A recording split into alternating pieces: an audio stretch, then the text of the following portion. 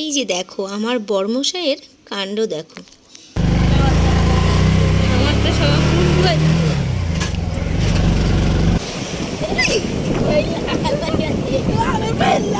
कैसन बा ठीक बा।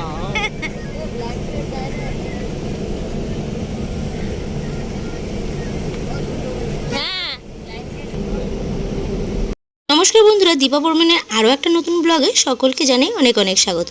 রাত বাজে 11:30।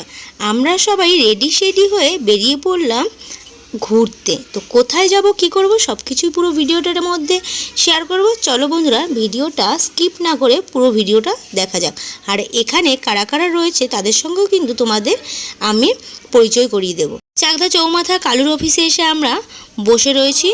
বাস হলো 12টা নাগাদ আসবে। আর এই যে বড়বাবু আর ছোটবাবু মুখ ঢাকছে, ভিডিও করবে না।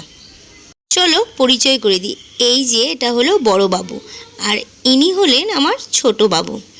আর এই দিকে হলো সামনে যে শুয়ে আছে সেটা বড়দি, আর পেছনে যে সেটা ছোটদি। এই দিকে রয়েছে বড় জিজু আর ছোট জিজু।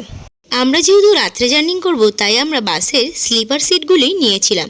বড় জিজু আর বড়বাবু একসাথে ছিল, ছোট জিজু আর বাবন একসাথে ছিল, আর বদ্দি ছোদ্দি একসাথে ছিল, আমি আর ছোটবাবু একসঙ্গে ছিলাম। তো আমাদের জার্নি স্টার্ট। আমার বিয়ের পরে এই প্রথম কিন্তু 3 জামাই একসাথে কোথাও ঘুরতে যাচ্ছে। তো এক্সাইটেড তো আমরা খুব। রাত পার হয়ে সকাল হয়ে গেছে, ঘড়িতে এখন বাজে কিন্তু প্রায় 7:30। আর আমাদের গন্তব্যস্থলও কিন্তু চলে এসছে। এখানেই আমরা নামবো। বাস থেকে নেমেই আমরা অটো করে নিয়েছি। অটো করেই আমরা আমাদের হোটেলের সামনে যাব। সবাই মিলে আমরা কিন্তু ট্রিপটা বেশ এনজয় করতে করতে যাচ্ছিলাম। আর 3 বোন এক হলে কতটা মজা হয়, যাদের বোন আছে তারা কিন্তু সেটা ভালোভাবেই বোঝে, আমাদের সেটাও বলতে হবে না। আর এইদিকে দেখো লাল শাপলাগুলো জলের মধ্যে হয়েছিল, কি দারুণ লাগছিল দেখতে।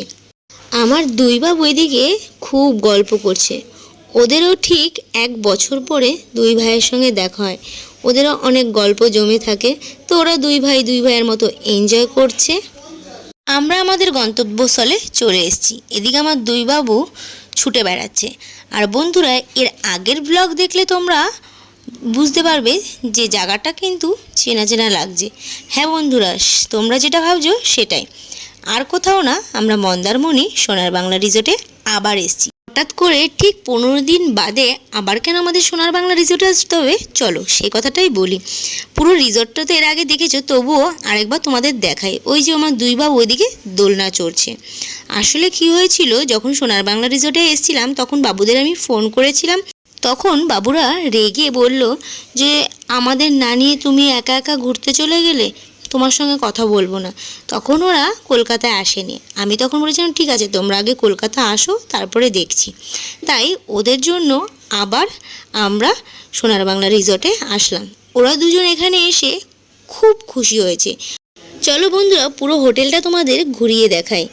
সোনার বাংলা হোটেলটা কিন্তু অনেকটা এরিয়া নিয়ে, মানে এই জায়গাটা আসলে সত্যি যে কারো খুব ভালো লাগবে। আমরা চেকিং হওয়ার অনেকটা আগেই চলে এসেছিলাম, তাই রিসেপশনে ব্যাগ ট্যাগ রেখে সবাই মিলে চলে গেলাম সমুদ্রে। 3 জামাই মিলে কোথায় যে চলে গেছে এদের খুঁজেই পাচ্ছি না। এই দিকে দেখো আমার 2 বাবুর মস্তি চালে।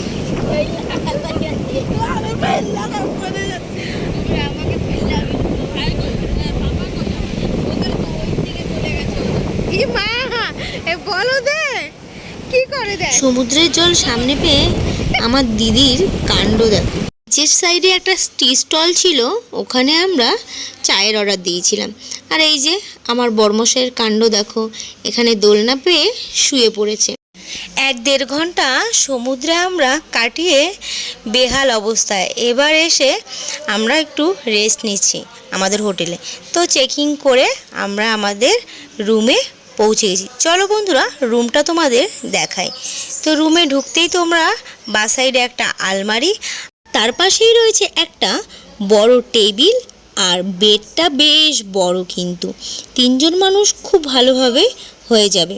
তার পাশে সোফা আর একটা টি টেবিল, আর এই সাইডে বেলকনি রয়েছে। রুমটা কিন্তু বেশ বড় ছিল আর বেশ পরিষ্কারও কিন্তু ছিল। তো আমরা যেহেতু সকাল সকাল পৌঁছেছি, ব্রেকফাস্টটা রুমে নিয়ে নিলাম। তো আমরা ব্রেকফাস্টে নিয়েছিলাম আলুর পরোটা আর ছোলার ডাল, লুচি, আচার, দই। তো আমাদের খাবার রুমে দিয়ে দিয়েছিল। এবার এক এক করে সবাইকে সার্ভ করে দেওয়া হলো। তো এদিকে সবাই মিলে চেঞ্জ করে ফ্রেশ হয়ে ব্রেকফাস্ট করার জন্য রেডি। সবাই মিলে ব্রেকফাস্ট করছে। খাবার দাবার নাকি বেশ ভালো ছিল, সবার খুব ভালো লেগেছে, আর আমার দুই বাবুরও দারুণ লেগেছে। তো আমরা রেডি হয়ে বেরিয়ে পড়বো এখন ঘুরতে। তো চলো। তো সাজুগুজু করে আমরা রেডি। তো এদিকে 3 জামাই আর 2 ছেলেকে বসিয়ে দেওয়া হয়েছে, ফটো টটো তোলা হচ্ছে। আমার দুই বাবুর সবচেয়ে বোরিং জিনিস হলো ছবি তোলা। এদের ছবি তোলানো যাবেই না, কত জোর জবরদস্তি করে এদের ছবি তুলতে হয়। তো ছবি তুলে আমরা চলে এসেছিলাম সমুদ্রে। সমুদ্রের সামনে এসেই দেখছি স্টার ফিশ। আর এই যে আমার বড় জিজু, এ বলছে যে আমি নামবো না। দেখো বড় জিজুর কাণ্ড দেখো, স্টার ফিশটাকে হাতে নিয়ে ভালো করে দেখাচ্ছে যে দেখো দেখো দেখো।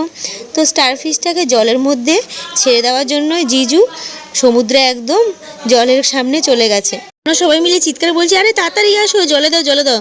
আমরা তো দেখেই ভয় পাচ্ছিলাম, আর জিজু হাতে করে তুলে নিয়ে এসছে। তারপরে 5জনকে আবার দাঁড়া করিয়ে দিয়েছি ছবি তোলার জন্য। দুজন দেখো, দেখে বুঝতেই পারবে কতটা বোরিং হচ্ছে। আর এদিকে আমরা 3 বোন সমুদ্রের ঢেউয়ের সাথে খুব এনজয় করছি। এক একটা ঢেউ এসে আমাদের পুরো উল্টে ফেলে দিচ্ছে।